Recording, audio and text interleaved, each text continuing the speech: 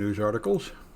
So, if anybody knows popular culture, I assume somebody younger, they might have some clue what's going on here. So, Snoop Dogg is selling 1,000 passes as NFTs for an Ethereum metaverse party. So, this is some kind of online event in apparently some kind of virtual environment. This is something people have talked about quite a bit. The NFTs are little pictures that you so-called buy on the blockchain. You're just registered as the official owner, but anybody else can copy the picture. But anyway, it's now a popular activity where you buy things that look sort of like magic items from a fantasy game, but there is no game. And so people are trying to turn the blockchain into some kind of role-playing game.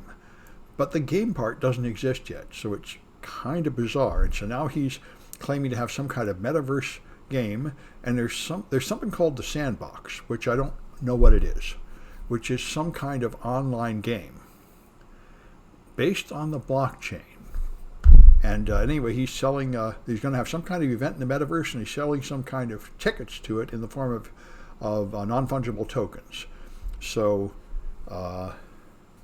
Like everything here, this all seems like a scam, and it's not entirely clear why in the world you need a blockchain to do any of these things. You could have a game like World of Warcraft where you see characters on the screen and go around and do things, and like everything in the blockchain world, you could do it with a single centralized database, and putting it on the blockchain doesn't seem to add anything. But anyway, it's happening. If anybody figures out what's going on here or manages to go or something, let me know what happens. There are going to be free tickets for some people coming from his Twitter account and stuff. So I think a large part of the attraction of this thing is that unless you're deeply into blockchains and cryptocurrencies, you can't even understand a word of it or even know what's going on. So the Mac M1 is out. I got one, and one of the things about the M1 is you cannot run virtual machines on it. And you cannot, or at least you cannot run Windows virtual machines, and there is no more Boot Camp.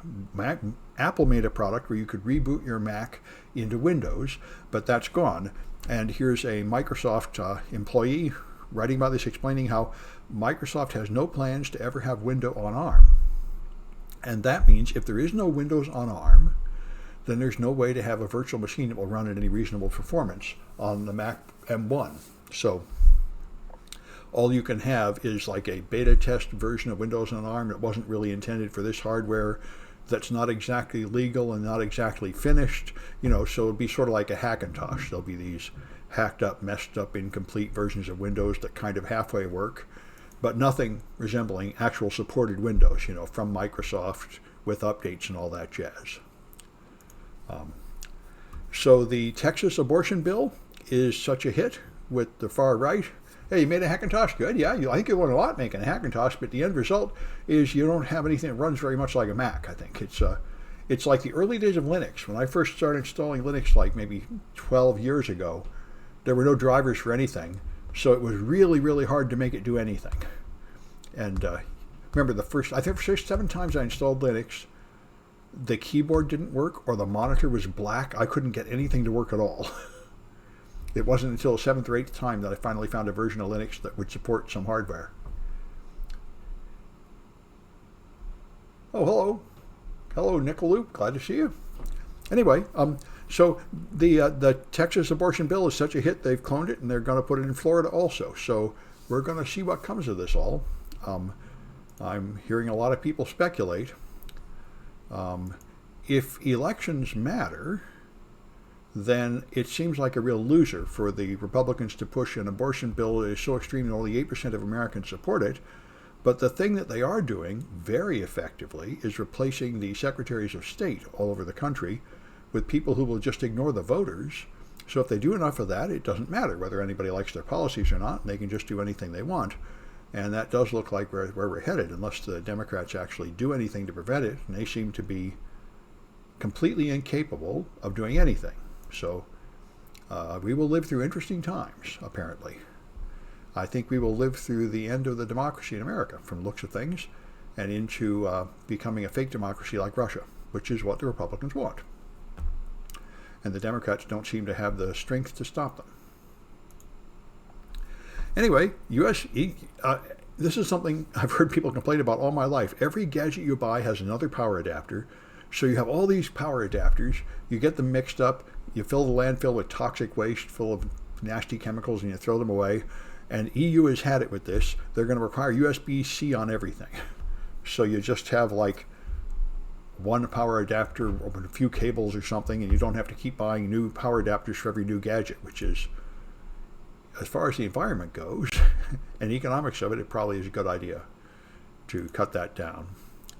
So the Cyber Ninjas have announced that this Friday they are going to announce the result of their so-called audit, which is a classic activity that came from the cigarette companies where you do a fake investigation of something and just come up with a lot of smoke and mud. Steve Bannon is the current expert of this. He calls it filling the zone with shit. You just spew out garbage, which you see Trump totally did it for 4 years, 5 years. You spew out garbage so fast that people are overwhelmed and they can't even check all the things for facts and they can't even keep track of what you said and they're just confused and it paralyzes them. And so anyway, they've been spending like 4 or 5 months hunting through the ballots and the voting machines and everything to try to find something that they can claim was wrong about it. And I'm sure they will have a ton of scary sounding things that are all lies that they will spew out. And probably 1 or 2 of them will have a grain of truth in it too. There's now a big scandal, like somebody said there was actually somebody else who got a copy of some emails that came from that supposed Hunter Biden laptop. So there was some truth in that. There's a few things, Trump said like 30,000 lies, and of course some of those things turned out to be true. Then he says, see, I wasn't lying. They were just complaining over nothing. So anyway, that'll come tomorrow. There will be the Cyber Ninjas results, supposedly. It's interesting. The Cyber Ninja guy is in our profession. He talks at the same security conferences I go to. I think he has a CISSP and so on. But he has chosen to sell himself over to this activity. And, of course, more companies are positioning that way. Major companies are donating to these guys and everything because if America is going to switch from a democracy to an autocracy ruled by a king, this guy, who just stays in there forever, then many American corporations are planning how they will succeed and become like the company favored by the new dictator. So that's one attitude to take. A few high-minded people will say, we will resist this and have nothing to do with it. But most companies see, a military coup and take over their government as just another risk to deal with. And they're planning for it by donating to these Republicans and also donating to Democrats so that whoever gets in will owe them a favor. Anyway, so the special envoy to Haiti resigned. A terrible disaster in Haiti. People are starving. They've got nothing. They made it to America. Now they're just deporting them back. And, it's a very bad situation. And the envoy will have nothing more to do with it. This one's a very simple bug. Exchange attempts to fix email addresses if you type them in wrong, which is a terrible idea. So when you type in an email address at amit@example.com, it will try all these different versions of it. Autodiscover.example.com and example.com/autodiscover.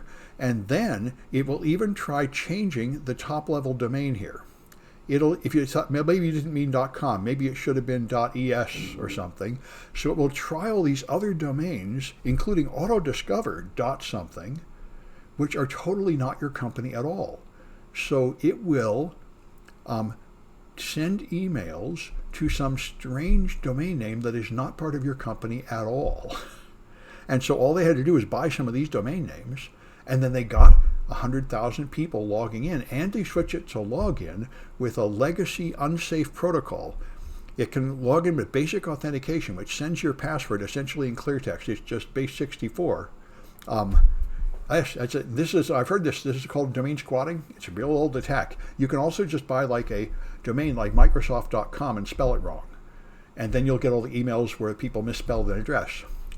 And so anyway, they found 100,000 things, authentications. You can get passwords this way, which is something I hadn't heard people do before. You configure your email server to not accept modern logins, but instead to demand that you go down to the legacy login that just sends basic authentication, which is just base 64 encoded, not encrypted at all. So they got a lot of passwords that way. So It's kind of interesting, but of course you can't do it again. I mean, only one person can own these domains. So the fact that they were available to buy sort of suggests that nobody else did this before, and nobody can do it after. And now I think they'll patch it and stuff. But it is a pretty shocking thing to do, to like go to totally other domains when supposedly filling in the results of typos. So REvil, also called Sodano Cube or something, is the biggest ransomware gang, at least the one I hear about the most. And it turns out that they put a backdoor encryption key in the ransomware, and they would then man in the middle your discussion to get the ransom, and they would cut out their affiliates that infected people and make a separate deal, take the ransom, give them a key that worked, and leave the people that joined their program just high and dry.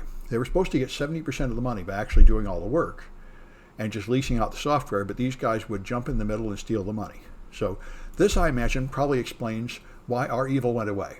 I mean, REvil suddenly disbanded about the time that Joe Biden was actually going to do something to them, and they wanted to, maybe Putin told them to knock it off, but it seems more likely what happened is this got around. Everybody learned that they were just ripping off all their customers to where they had to disband and change their name and come back in order to get a fresh batch of customers to rip off again. So that's the thing about criminals. They steal from each other too. And so the Washington, the Wall Street Journal continues to have these amazing articles. Somebody at Facebook has leaked them tons of their internal articles, and they're turning out to be just like the cigarette company. They ran studies proving that their product is destroying democracy, killing people with medical misinformation, driving teenagers to suicide with their portrayal of happy and beautiful people that you could never be until you just don't want to live. And they proved all that, and they decided to do nothing about it just to make more money. And they have chapter and verse and wrote it all up. So these guys are leaking it, and Facebook is all saying, oh, we had no idea this would happen, and we'll do better and stuff, which is what they always say.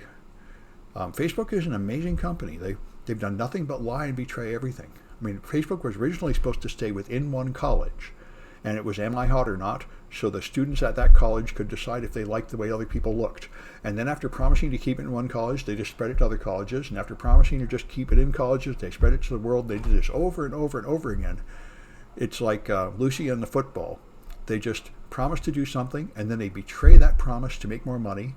And then they say, gee, I'm sorry, we won't do it again. And then they do it again. And then they say, gee, I'm sorry, I won't do it again. And then they do it again. And this just goes on forever.